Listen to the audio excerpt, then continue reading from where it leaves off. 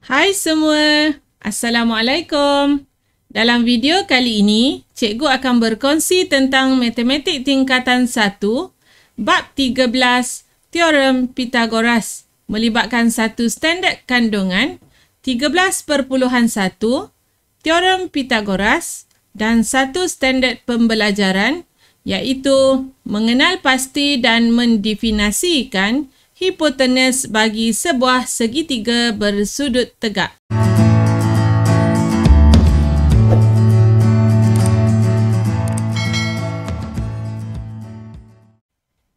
Apakah hubungan di antara panjang, lebar dan perpenjuru bagi sebuah segi empat?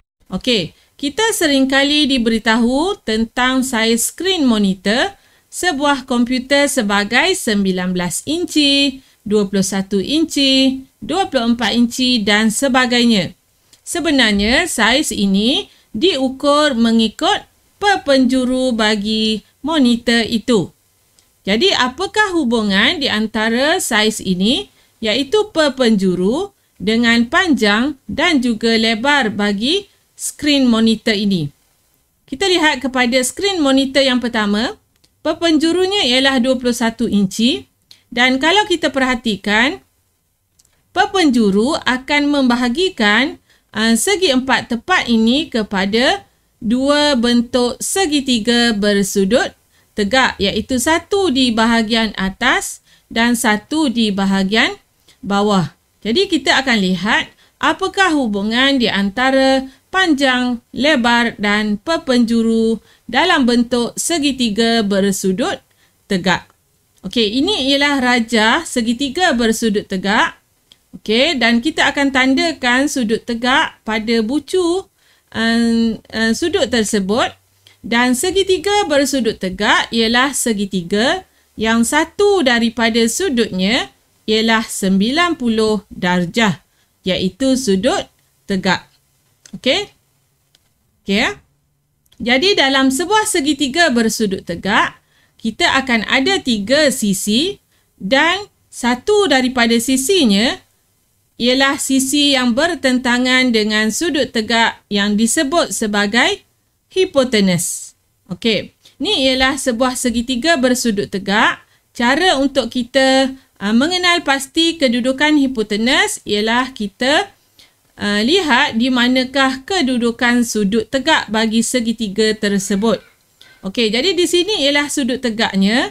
Jadi, hipotenus ialah sisi yang bertentangan dengan sudut tegak. Jadi, bertentangan bermaksud merujuk kepada sisi yang ini. Okey, jadi sisi yang ini dinamakan sebagai hipotenus.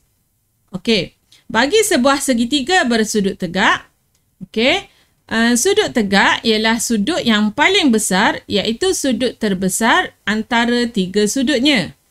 Manakala hipotenus pula ialah sisi yang terpanjang antara 3 sisi yang ada dalam segitiga bersudut tegak. Okey, hipotenus ialah sisi terpanjang. Okey, seterusnya kita akan lihat contoh untuk kita mengenal pasti dan mendefinisikan hipotenus bagi sebuah segi 3 bersudut tegak. Okey, contoh yang pertama. Namakan hipotenus bagi setiap segitiga bersudut tegak yang berikut. Okey, soalan pertama. Okey, soalan pertama kita ada segitiga PQR. Okey, PQR bersudut tegak pada Q. Jadi, untuk dapatkan hipotenus, kita akan lihat sisi yang bertentangan dengan sudut tegaknya. Okey, sudut tegak pada Q. Jadi, sisi yang bertentangan adalah PR. Okey, jadi kita tulis hipotenus bagi segitiga ini ialah sisi PR. Okey, kadang-kadang ada yang tanya, cikgu boleh tak tulis RP? Okey, boleh juga ditulis sebagai RP.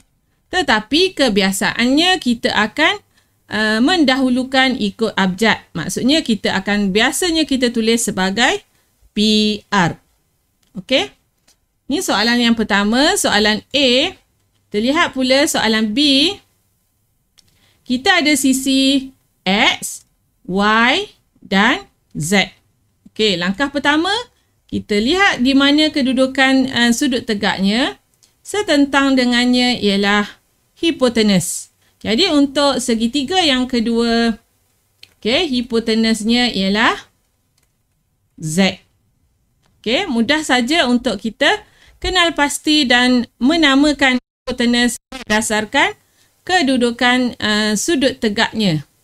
Okey, seterusnya kita lihat pula untuk contoh yang kedua. Dalam rajah yang berikut, kenal pasti semua hipotenus. Okey, untuk rajah A di sini, kita ada dua. Okey, kita ada dua segitiga bersudut tegak. Maksudnya kita akan ada dua hipotenus. Okey, kita ada segitiga ABC dan kita ada segitiga ADE. Okey, jadi kita lihat dahulu untuk segitiga ABC. Okey, ABC. Jadi untuk ABC, di sini ialah sudut tegaknya. Maka, okey, kita akan bulatkan untuk sisinya. Okey, jangan keliru dengan AD. D ni bukan sisinya. Sisinya adalah C. Okey, jadi untuk hipotenus segitiga yang pertama, hipotenusnya ialah sisi AC. Okey, sisi AC. Okey, segitiga yang kedua iaitu segitiga ADE. Okey, segitiga ADE, kita lihat pada sudut tegaknya di sini, setentang dengannya ialah AE. Okey, jadi hipotenus untuk segitiga yang kedua ialah AE. Okey, soalan yang kedua. Okey, soalan B. Kita ada dua juga segitiga bersudut tegak, iaitu JKN dan juga KLM. Okey, jadi kita akan ada dua hipotenus. Okey, jadi kita lihat dahulu untuk segitiga yang pertama. Katakan untuk segitiga JKN.